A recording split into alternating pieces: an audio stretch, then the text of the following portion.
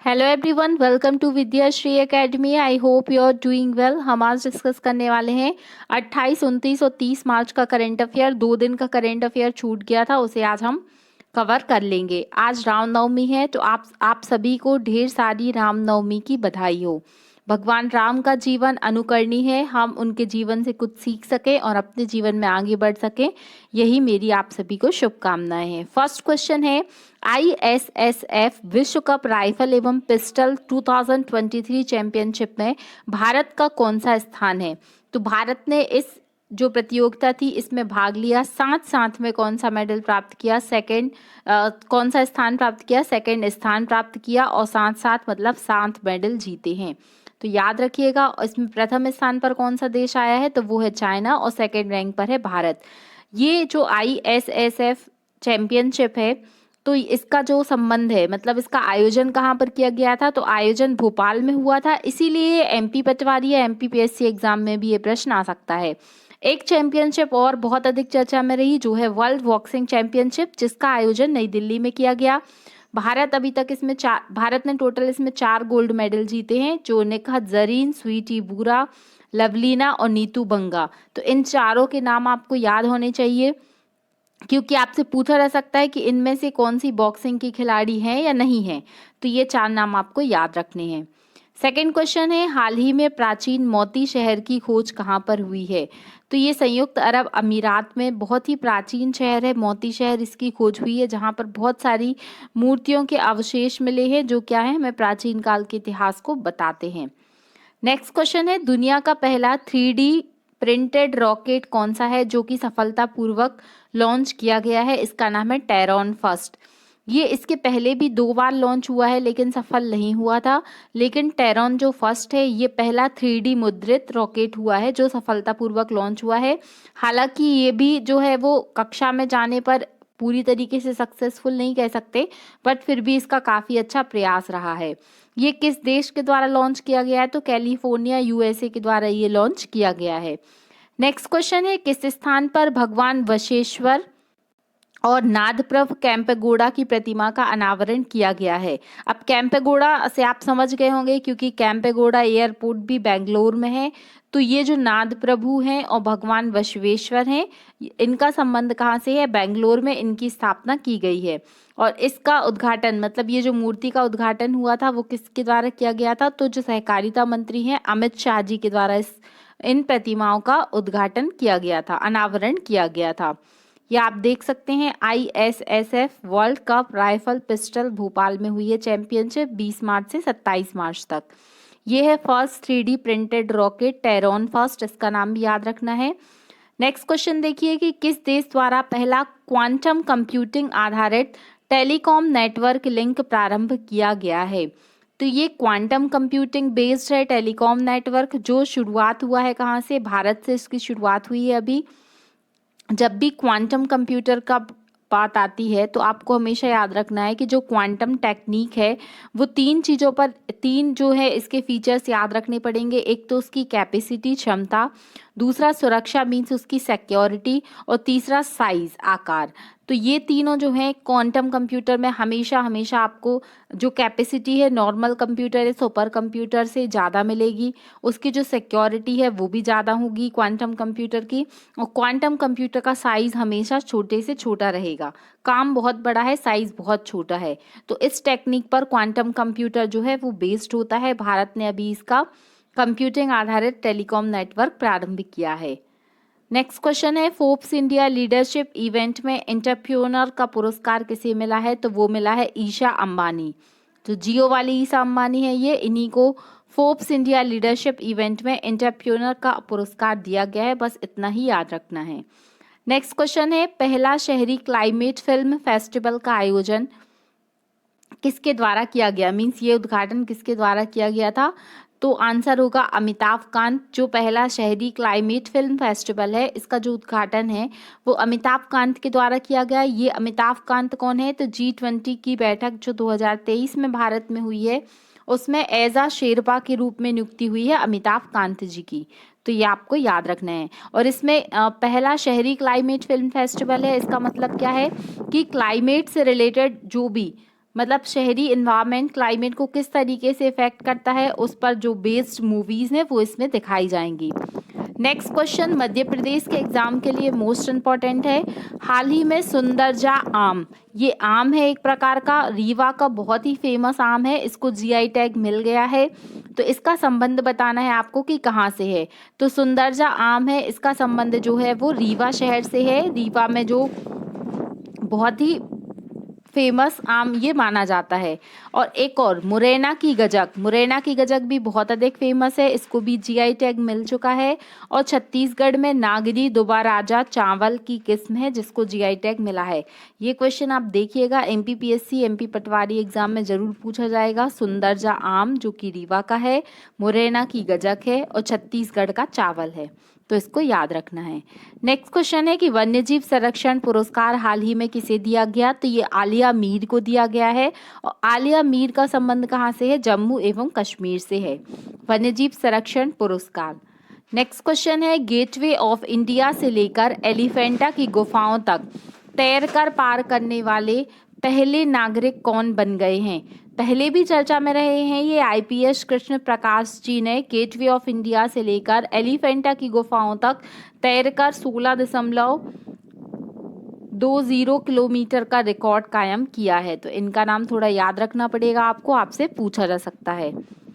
तो ये थे हमारे 28 और 29 मार्च का करंट अफेयर। अब हम बात करते हैं 30 मार्च के करंट अफेयर की, जो कि आज का करंट अफेयर है। फर्स्ट क्वेश्चन है भारत और अफ्रीकी देशों की सेना का पहला संयुक्त सम्मेलन कहाँ पर हुआ है।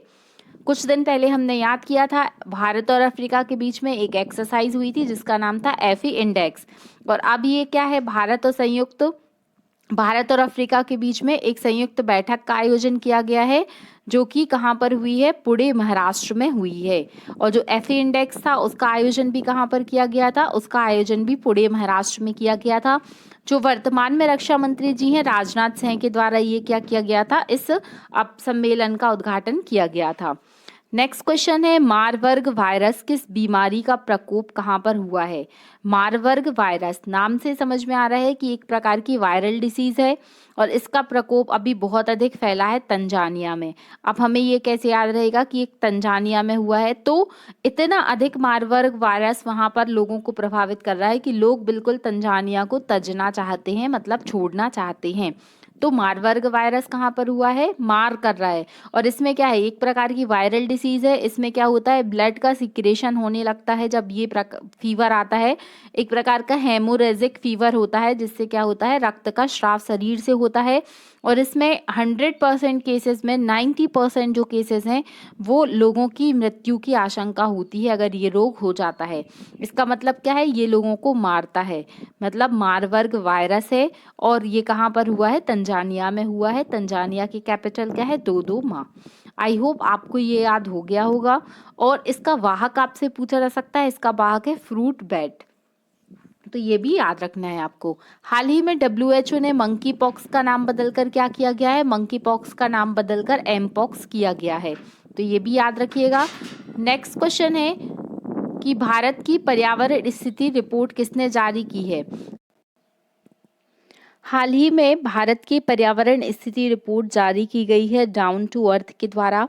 और इस रिपोर्ट में बोला गया है कि जो सस्टेनेबल डेवलपमेंट गोल है उसमें भारत का स्थान काफ़ी पीछे है, जो है 121। और जो वेस्ट से वेल्थ क्रिएशन है उसमें भी इंडिया काफ़ी अधिक पीछे है। वायु प्रदूषण से औसतन आयु 5 वर्ष कम हो रही है। ये आप देख सकते हैं, ये काफ़ी चिंताजनक बात है कि इतना अधिक एयर पोल्यूशन हो रहा है कि इससे जो एवरेज हमारी आयु है उसमें 5% 5 वर्ष की कमी हो रही है। तो ये काफ़ी खतरनाक है डाउन टू अर्थ की रिपोर्ट के आंकड़े, और इस पर भारत को गंभीरता से विचार करना पड़ेगा। फिर कुछ क्वेश्चन है जो पूछे ही जाते हैं, जैसे मॉन्ट्रियल प्रोटोकॉल का संबंध किससे है, तो ये ओजोन परत के संरक्षण से रिलेटेड है। 16 सितंबर को ओजोन दिवस मनाया जाता है और मॉन्ट्रियल प्रोटोकॉल की डेट याद रखिएगा, 16 सितंबर 1987।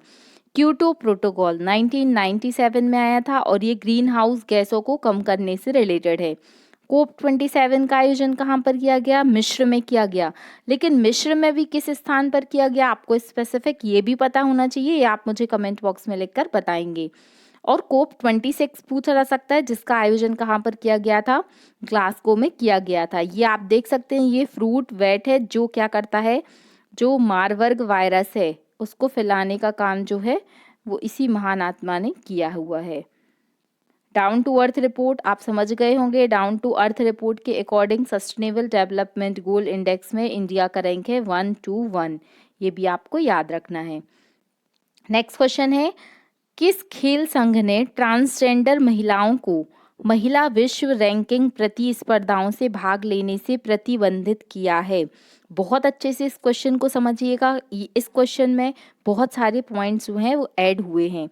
सबसे पहली बात यहाँ पर बात की गई है कि जो विश्व एथलेटिक संघ है, विश्व एथलेटिक संघ है, उसने जो ट्रांसजेंडर महिलाएं हैं उनको जो विश्व रैंकिंग प्रतिस्पर्धा होती हैं उसमें भाग लेने से प्रतिबंधित किया है। अब आपके मन में क्वेश्चन आएगा कि ऐसा क्यों किया गया, ये भेदभाव क्यों किया जा रहा है?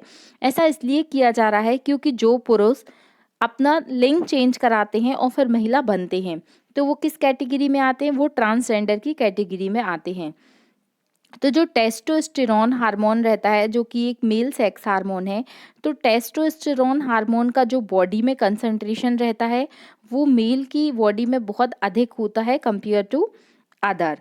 तो यहाँ पर अगर वो फीमेल कैटेगरी में आते हैं और फिर वो फीमेल जो कॉम्पिटिटर हैं उनके साथ कॉम्पीट करते हैं तो ये क्या होगा, एक तरीके से इनइक्वालिटी होगी, क्योंकि टेस्टोस्टेरोन जो होता है वो मसल्स के पावर को मजबूत करता है, क्योंकि वो एज अ स्टेरॉयड हार्मोन भी काउंट किया जाता है। तो इसीलिए ऐसा बोला गया। और इसके पहले जो रग्बी संघ है और जो विश्व तैराकी संघ है उसने भी ट्रांसजेंडर महिलाओं को इस तरीके की चैंपियनशिप से प्रतिबंधित किया है। ये चर्चा में था मामला और ये क्वेश्चन आपसे पूछा जा सकता है। टेस्टोस्टेरोन हार्मोन कई बार पूछा गया है कि ये किस टाइप का हार्मोन है, तो एक प्रकार का स्टेरॉयड मेल सेक्स हार्मोन है, इसको याद रखिएगा। नेक्स्ट क्वेश्चन है कि सार्वभौमिक स्वीकृति दिवस यूनिवर्सल एक्सेप्टेंस डे कब मनाया जाता है? तो ये मनाया जाता है 28 मार्च को और इसका जो थीम है वो डिजिटल समावेशन, डिजिटल इंक्लूजन को लेकर है, इसको याद रखिएगा।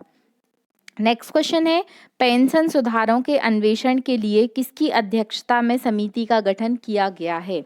तो ये पेंशन सुधारों के अन्वेषण के लिए अभी जो समिति बनी है इसके लिए इसके हेड बनाए गए हैं टीबी सोमनाथन जी। इसमें आपको समझना पड़ेगा, एक स्कीम है ओल्ड पेंशन स्कीम, तो ओल्ड पेंशन स्कीम और इसके बाद 2004 के बाद में न्यू पेंशन स्कीम लाई गई थी। तो अभी इसमें कुछ अलग अलग प्रकार का वेरिएशन आ रहा है, तो ये मुद्दा काफ़ी चर्चा में रहा। तो इसीलिए टीबी सोमनाथन कमेटी की रिकमेंडेशन पर एक समिति का गठन किया गया, मतलब इनको अध्यक्ष बनाया गया। फिर अब जो भी इनकी रिकमेंडेशन होंगी वो फॉलो की जाएंगी।